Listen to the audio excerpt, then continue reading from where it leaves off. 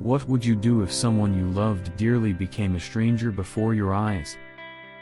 How would you cope if the person you once shared a world with began speaking a language you could not understand and no longer knew who you were? Something mysterious happened to one family and it shattered the world they thought they knew. How could this family member find the strength to rise above such misfortune?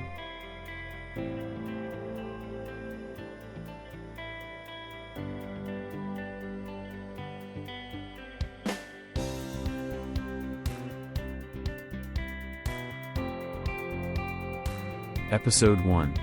Initial Encounter with Amin. A dusty old clock sat frozen in time, its shorthand fixed at 7 o'clock. Time had lost its name, drifting in silence. The room was humid, no air conditioner, not even a window to let the heat escape. Don't move, Ihara. A cold sweat trickled down a man's forehead, his glasses fogged with each ragged breath, the mist clinging to the lenses like a warning. He didn't try to wipe the sweat pooling on his brow, it slid down in cold streaks as he trembled in the chair. The cable ties bit into his wrists, unforgiving and tight. His hands were useless, his mouth sealed shut with duct tape. The man loomed with a knife clenched in his fist, his grizzled face twisted into a scowl. His eyes locked onto Ihara. A few meters from Ihara, a small boy, no older than 4, sat in a chair. His tiny wrists were bound with cable ties, and a strip of duct tape sealed his mouth, silencing whatever cries he might have made. "Don't do it!" Shouts of rage ricocheted through the room. In the shadowed corner, a man with slicked back hair and a face twisted in fury hurled words at the old man, his voice sharp enough to cut through the silence. Under the old man's relentless pressure, Ihara's resistance crumbled. He stopped struggling, his eyes hollow with surrender, as if he'd already accepted that this was how his life would end. Ihara cursed his own curiosity, the reckless urge that had dragged him into this dangerous journey. It wasn't like him, not at all. But now, with regret clawing at his chest, Ihara's current predicament all began when his gaze landed on the terrified boy, wrists cinched tight with unforgiving cable ties. As the knife hurtled toward his chest, the memory of that first encounter with the boy surged back into his mind. The boy had been introduced by a doctor friend, and from the moment they met, Ihara couldn't shake his curiosity. It was pouring the day Ihara met the boy, rain so relentless it felt like the sky itself was mourning.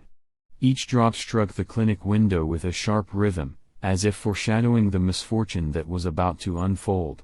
Ihara stared out the window as the wind rattled its frame. The cold seeped into the clinic, sharpening the ache in his joints. His legs throbbed with familiar pain, and a quiet unease settled over him like the weather itself. It's cold. On cold days my joint pain is severe. It is really worth taking supplements? I even tried shedding a few kilos.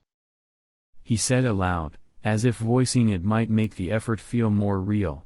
He often spoke to himself without realizing it, a habit his wife had gently warned him about more than once. A quiet thrill stirred in Ihara's chest. He smiled without thinking, as if reliving the nervous joy of a first date. Catching his reflection in the darkened computer screen, Ihara noticed the quiet smile playing on his lips. The realization made him flush with embarrassment. Ihara was expecting a special patient.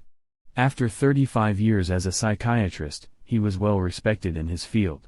Yet for more than a decade, nothing had stirred his excitement, until now. The patient he awaited could be the most extraordinary he'd ever meet, perhaps the only one of their kind he'd see in his lifetime. As he sipped his green tea, Ihara waited patiently, his thoughts drifting to his old friend and fellow doctor, Humio. Ihara had long been Humio's senior, and Humio held him in the highest regard. He devoured every book Ihara had written, and the two often met in private to catch up beyond the walls of their profession. 3 days ago, Humio had left a voice message. "Hello, Yoshino speaking. I met an interesting patient. I am sure you would like to meet him. He is the one you have been waiting for. I can't think of a solution. I suggested him to visit your clinic. He is one of a kind. He is keen to meet you. Please look after him. I look forward to hearing from you." Goodbye. The thrill in Yoshino's voice made one thing unmistakable. This patient was unlike any other. Ihara called back, yet the story still felt too surreal to accept. Mistake or not, Ihara's pulse quickened at the possibility. What if the story was real? The world beyond the clinic was washed in gray. A man moved down the wet street, his footsteps muffled by the rain-slick asphalt. Are we there yet, Daddy? We are almost there, Haruka. This must be it. Let's go inside the building.